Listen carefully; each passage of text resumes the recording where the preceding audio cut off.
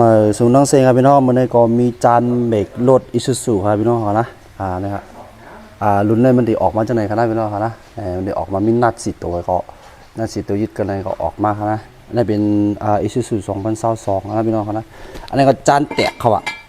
นี่เดี๋ยวเขาดูเอาเลยที่งายกันนี่ครับปันบนได้เลย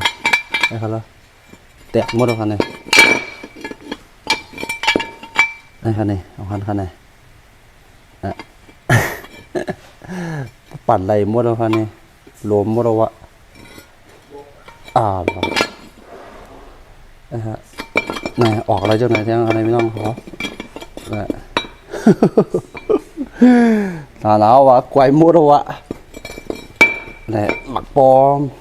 อลูกปืนนางเป็นเหมือนไรครับนี่ของมัน2022เป็นเหมือนไรครับพี่น้องเขานี่มันจะเลยเอาไอ้ตัวในซุปขอแล้วนี่ในซุปขอแล้วนี่ก็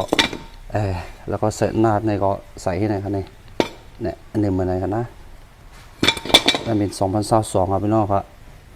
นี่ครับดังนักนะเขาดูเหยียบปันจานปดแตกปกกอกหมดแล้วครับนี่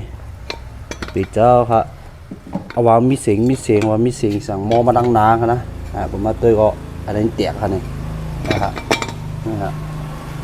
ออกง่ายครับนะมันออกยาพระ2022นี่ก็ออกง่ายครับ